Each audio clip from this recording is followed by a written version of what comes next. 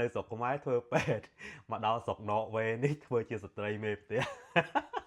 ទោះបីគេស្រឡាញ់យើងប៉ុណ្ណាក៏ដោយតែយើងអត់ប្រឹងបង្កើនសមត្ថភាពខ្លួនឯងទេយើងពឹងផ្អែកតែទៅលើគេសុទ្ធ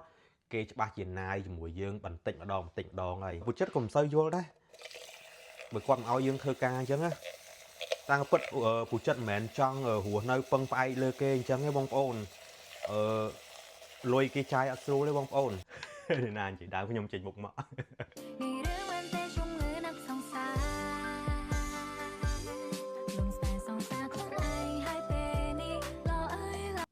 Hello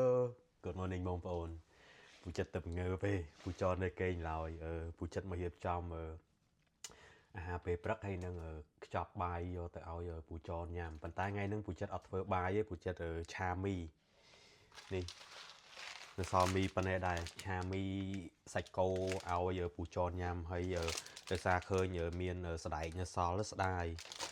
ហើយជាធម្មតាពូចរគាត់អត់ញ៉ាំច្រើនទេបងប្អូនពេលព្រឹកគាត់អាចញ៉ាំជា cereal ឬក៏អាចញ៉ាំជា yogurt អញ្ចឹងដោយសារតែពូចិត្តអត់មានការងារធ្វើពូចរពូចរគាត់អ្នកទៅធ្វើការអញ្ចឹងយើងរៀបចំឲ្យគាត់អានេះជាមួយផ្នែកមួយដែលយើងជួយគ្នាដោយសារពូចិត្តអត់ទាន់បានធ្វើការងារទេនៅរោងចាំរៀនឲ្យចេះភាសាគេខ្លះតាំងពិតបងប្អូនពូចិត្ត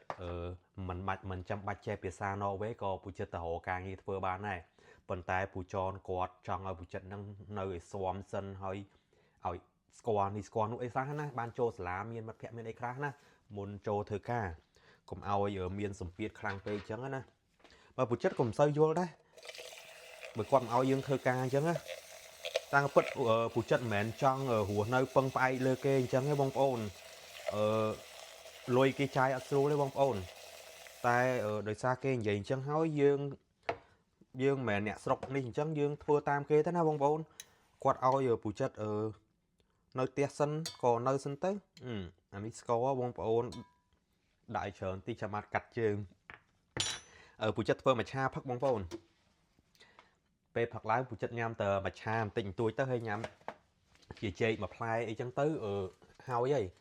បងប្អូនចេកគេនៅនេះថោកណាអត់ថ្លៃអីប្រហែលទេចេកនេះ1គីឡូ$1.9 កាក់ឯងពូចិត្តទិញពេលគេ discount បាទមកនៅនេះទិញតែរបស់ discount ទេបងប្អូនពួកពូចិត្តតនេនោះដល់ចឹងទៅពូចិត្តដើរសារសឹងរាល់ថ្ងៃពីព្រោះអីខែនេះតិចបើយើងដើរលេងខាងក្រៅវាតិចខ្លាំងពេកទ្រាំមិនបានអញ្ចឹងដើម្បីបានធ្វើចលនាហាត់ប្រាណខ្លះពូចិត្តទៅតែកន្លែងផ្សារទេផ្សារគេនៅជុំវិញផ្ទះពូចិត្តហ្នឹងមានជាង10បងប្អូននិយាយទៅ